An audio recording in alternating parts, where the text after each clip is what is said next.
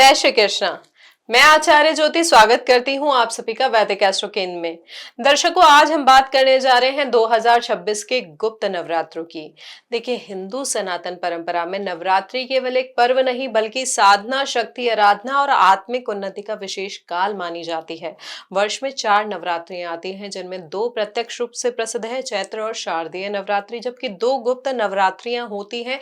इन्हीं में से एक है माघ मास की गुप्त नवरात्रि, जिसे माघ गुप्त नवरात्रि कहा जाता है। यह नवरात्रि बाहरी दिखावे से दूर आंतरिक साधना और गुप्त इच्छाओं की पूर्ति के लिए जानी जाती है। वर्ष 2026 में गुप्त नवरात्रि का विशेष महत्व बन रहा है, क्योंकि इसकी जो तिथियां हैं, जो वार है, जो ग्रहों की स्थितियां हैं, साधना के लिए अत्यंत प्रभावशाली मानी जा रही है। वर्ष 2026 में माघ गुप्त नवरात्रि की जो हम बात करें शुरुआत की, तो वो सोमवार 19 जनवरी 2026 से शुरू हो रही है। देखिए, गुप्त नवरात्रि का उद्देश्य केवल व्रत या पूजा नहीं होता, बल्कि देवी शक्ति से सीधा आत्मिक संवाद स्थापित करना होता है। यही कारण है कि तांत्रिक साधक, सिद्ध और गूढ़ साधना करने वाले लोग इस नवरात्रि को अत्यंत महत्वपूर्ण मानते हैं। माघ मास को शास्त्रों में अत्यंत पवित्र महीना कहा गया है। इस मास में गुप्त नवरात्रि का आयोजन होता है। इसे माघ नवरात्रि भी इसलिए कहा जा सकता है। देखिए, गुप्त शब्द का अर्थ ही मतलब क्या होता है? गोपनीय। इस नवरात्रि में की जाने वाली जो पूजा होती है, जो साधना होती है, जो इच्छाएं होती है, वो प्रकट नहीं की जाती है। मान्यता है कि जितनी अधिक गोपनीयता रखी जाती है, उतनी ही शीघ्र और प्रभावशाली सिद्धि प्राप्त होती है, इच्छाओं की पूर्ति होती है। तो इसका मतलब ये है कि ये जो गुप्त नवरात्रि है, कोई साधारण पर्व नहीं है। ये वह समय होता है जब प्रकृति, ब्रह्मांड और देवी शक्ति का जो वाइब्रेशन है, जो कंपन है, अत्यंत सूक्ष्म होता है, लेकिन अत्यंत प्रभावशाली स्तर पर कार्य कर रहा होता है।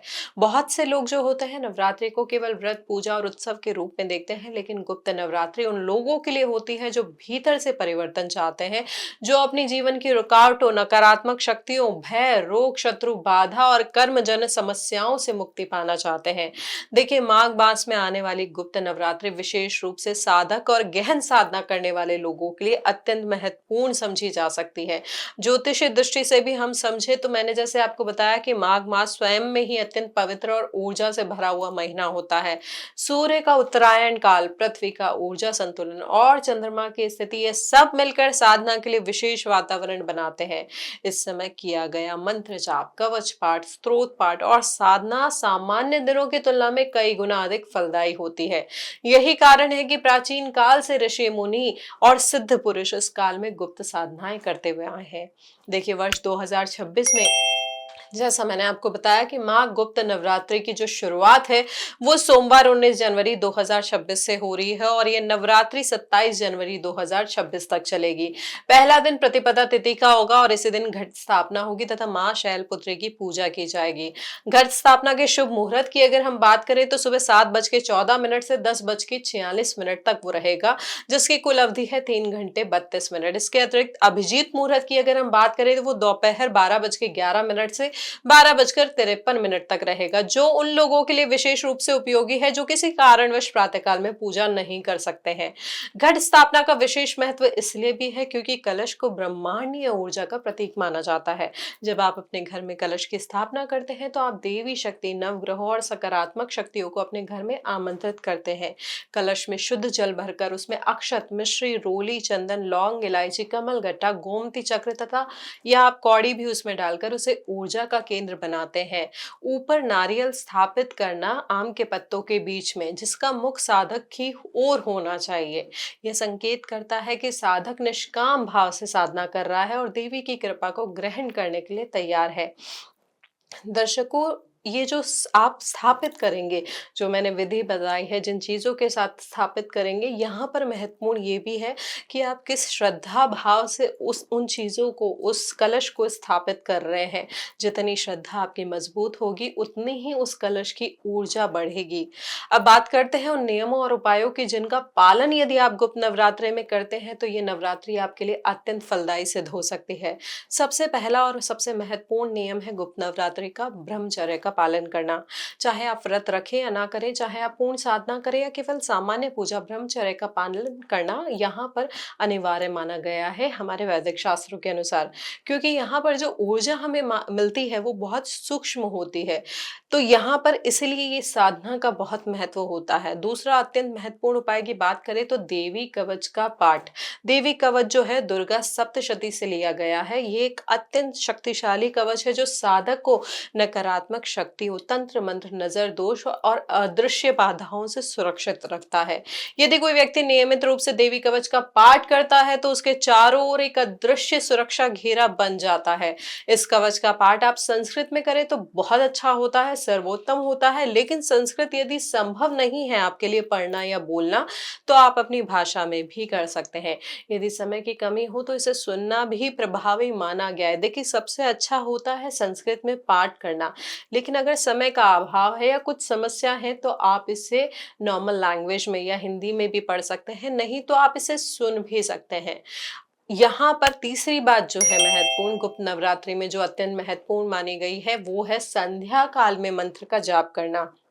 देखिए सूर्यास्त के बाद का जो समय होता है देवी शक्ति की आराधना के लिए अत्यंत शक्तिशाली काल माना जाता है। इस समय ओम दुम दुर्गाय नमः या ओम नमः शिवाय या ओम क्रीम कालिकाय नमः जैसे मंत्रों का जाप करने से साधक की जो ऊर्जा है तेजी से विकसित होती है।